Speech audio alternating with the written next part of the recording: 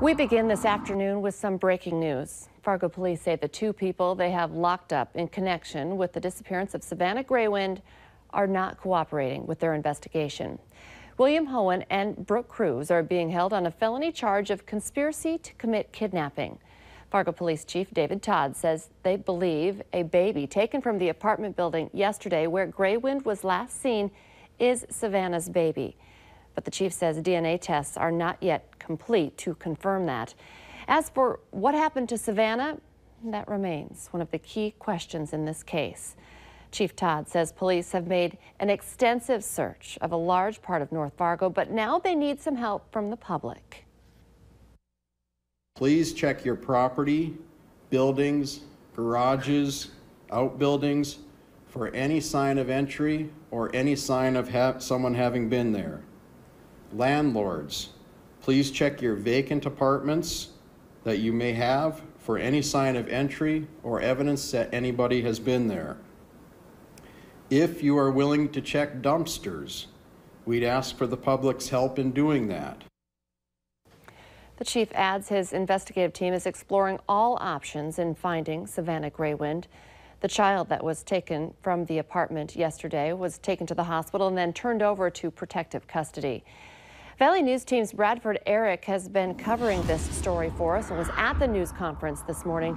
He joins us live now from the Fargo PD with more on what is being said at this point. Hi, Bradford.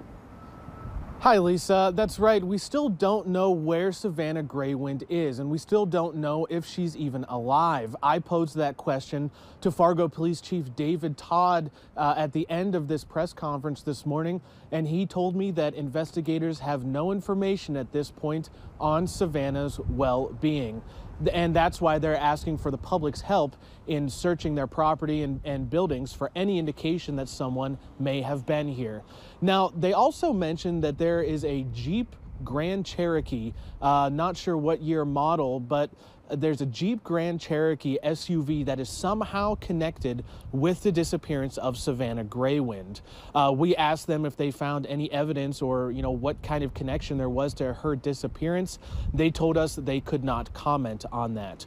Again, they're asking for the public's help. If they've seen this SUV, they recognize the license plate, what have you, to please give them a call. Again, they believe this SUV somehow is connected to the disappearance of Savanna Greywind. As you mentioned, Lisa, this newborn baby girl that was removed from the apartment yesterday, police believe today that it is Savanna Greywind's baby. Late last night, the family of Savanna Greywind was searching an area near Buffalo River State Park. They say that they had information that her cell phone may have pinged in that area, but at this point, we don't know that that search last night yielded any results.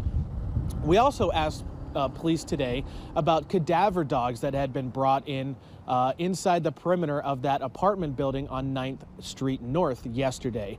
They tell us those cadaver dogs did hit on a vehicle in the parking lot behind that apartment building, but they're not sure what connection that might have, again, to the disappearance of Savanna Greywind.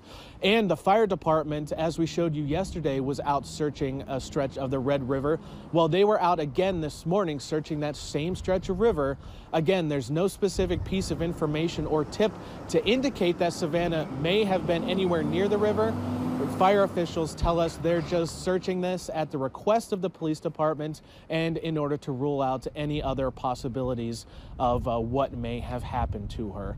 Again, we still don't know the whereabouts of Savanna Greywind. We don't know her well-being. If you have any information, please call Fargo Police. Live in downtown Fargo, Bradford Eric, Valley News Live. Thank you so much, Bradford. Of course, a massive investigation, and we will continue to have team coverage on this story throughout the day. So be sure to stay with us here on Valley News Live and online at valleynewslive.com.